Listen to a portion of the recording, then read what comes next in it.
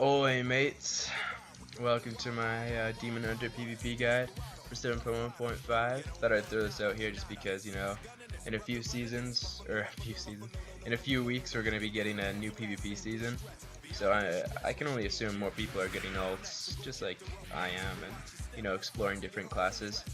That I'd help them along. I've only been playing this class for about a week, but I have gotten to 2100 CR and about 2250 MMR, and that's not too high or anything, but I do like it's more of just like a base point for I understand the basics of the class, enough to be able to, if a new Demon Hunter came along, I'd be able to show them the right way.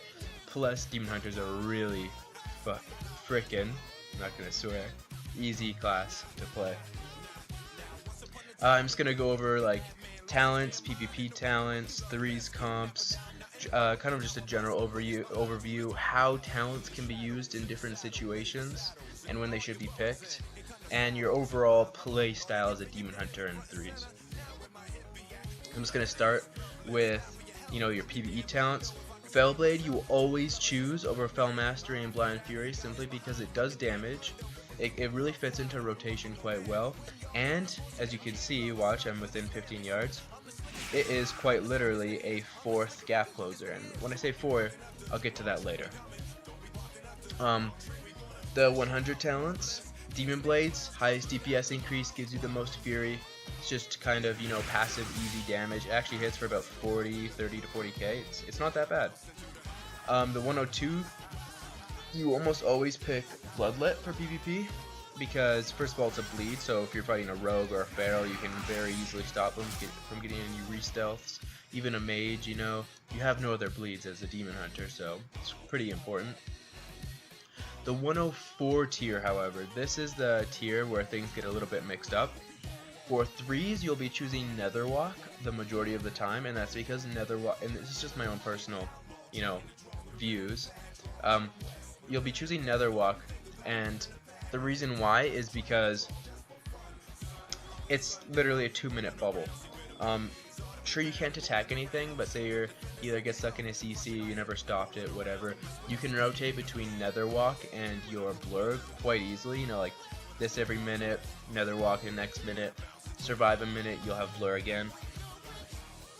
Soul Rending is very useful in 2s. It can be useful in 3s as well. You can just top yourself up every 2 minutes. It makes you uncounterable with damage. Like, someone can't counter pressure you specifically because you'll just be healing through all of the damage. It'd be a waste of counter pressure, right? So it kind of makes you more of a monster. People fear it. But so far I've been using Soul Rending, but I do take Netherwalk here and there. I see most higher rated Demon Hunters use Netherwalk. The 106 tier, almost everyone chooses Nemesis. There are some weaknesses and bonuses though. For instance, with Momentum, if you're playing DK Demon Hunter, first of all, it's gonna make you hit 20% harder for 4 seconds. Now, watch this. Okay, so if I Vengeful Retreat, or I guess I should use the talent. If I Vengeful Retreat and I Fell Rush, right?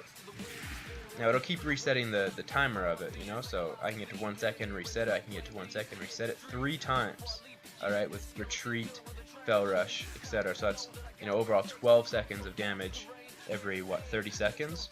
It's pretty strong. Or 20% damage every 12 seconds, every 30 seconds, is what I'm trying to say. Which is a pretty big boost, and it's very useful actually, a lot more than people take for granted. The reason why some Demon Hunters would take this over Nemesis is because Nemesis is very counterplayable. You're fighting against a mage, right? You put Nemesis on the mage, he can block it off. A Pally can bop or bubble it off. Anything that immunes the character, even Netherwalk will actually get rid of Nemesis as a whole. So it has counterplay built into it, even though it's much easier, like Vendetta, Also, when you put, say, Nemesis on a healer, they know that damage is coming before, like, you know, like you'd say, hey, let's swap to the Druid. You put Nemesis on him.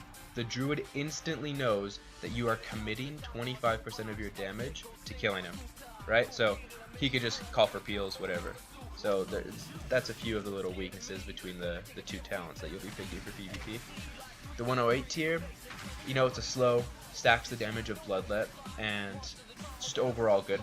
Fits pretty well. If you're playing with a mage, then actually Unleashed Power will be what you'll be choosing the most, because you'll have a Druid on your team, and having your stun reduced to 30 or 45 seconds, or yeah, I think it's 45 seconds, and it has no cost, is very helpful. You know, you can just dash instantly Nova, retreat instantly Nova. You know, there's no building up your Fury before, which you should be anyways, but if you're gonna burst someone, but you can use it purely as CC is what I'm trying to say. 110 is essentially you'll be using this Chaos Blades almost all the time. It's literally a second Nemesis or Momentum.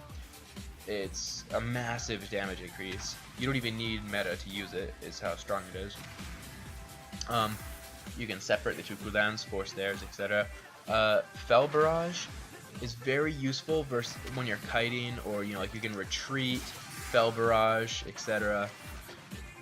They can't really, you know, like you have much less downtime is what I'm trying to say. Because as a Demon Hunter, you'll be stuck in roots quite often, which is the downside of the class, but you know, every class has to have a weakness. And the Demon Hunter has great mobility, but which is ironic because their weakness are roots, you know, which is, in my opinion, very, very good. If they had a root break, whew, they'd literally be unpeelable. Honor talents, you'll always choose Medallion. Unless you're a human, you can get away with Adaption. Reinforced armor for casters, for any magic user, and sparring for melee, straightforward. Glimpse if you're being trained, alright, which is very rare as a Demon Hunter, I've realized. People tend not to train you. They'll hard swap you sometimes, but for the majority of time, they will not attack you. They'll attack your Warlock, or your Mage, or your DK over you, or even your healer. Solitude is extremely good, okay? A lot of Demon Hunters aren't using this just because, like, oh, you'll never get any value out of it. But as a Demon Hunter, you will get a lot of value out of it if you're playing like a Demon Hunter Lock or Mage. They're always going to be in the back, and you'll always be up in their face. So you will get that passive 15% attack speed and damage, and it makes such a huge difference. You won't get it all the time, but the majority of the time you will, and it will boost your damage massively.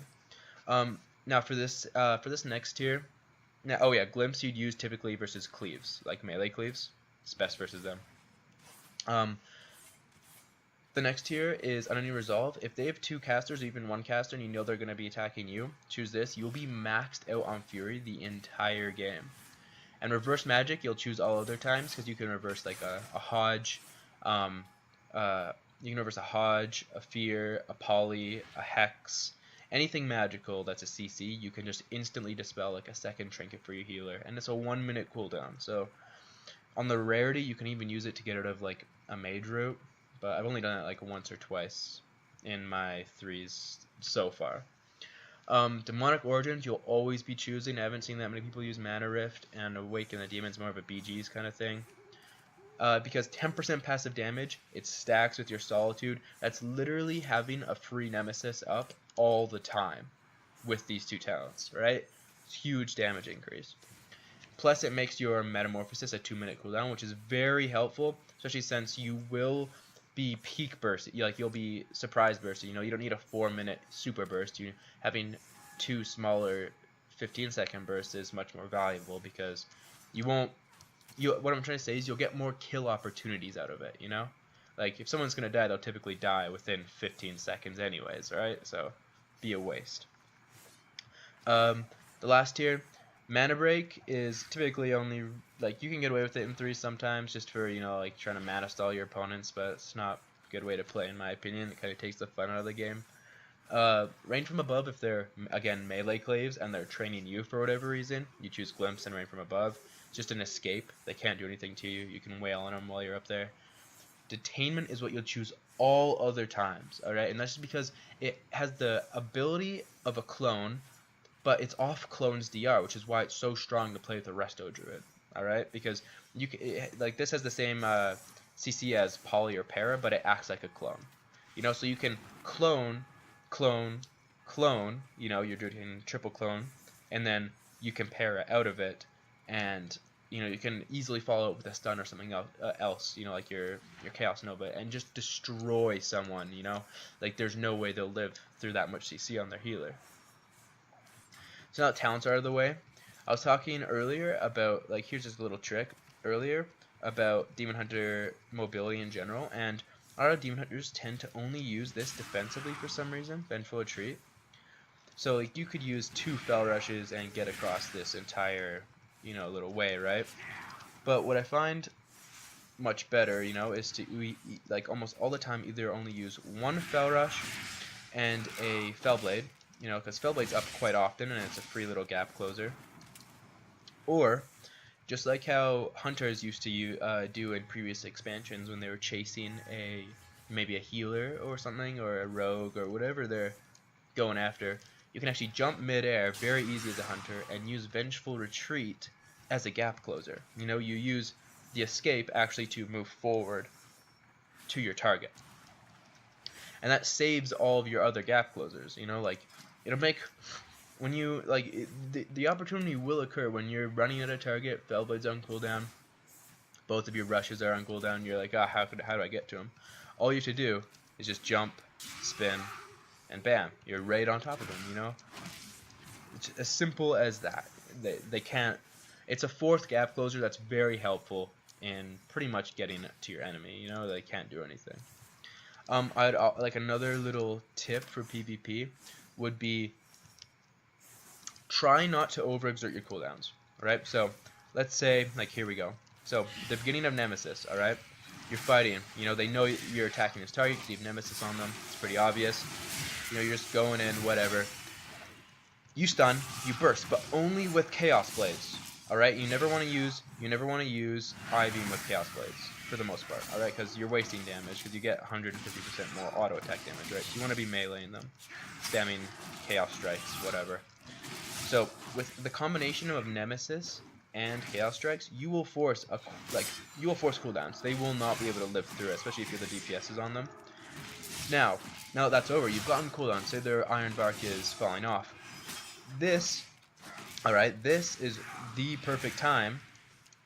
You know, they just came off Stun DR to meta. You know, you still have 15 seconds left on Nemesis, and now you can meta and either force their last defensive cooldown with your Metamorphosis, so you can take them out next setup, or you kill them, you know?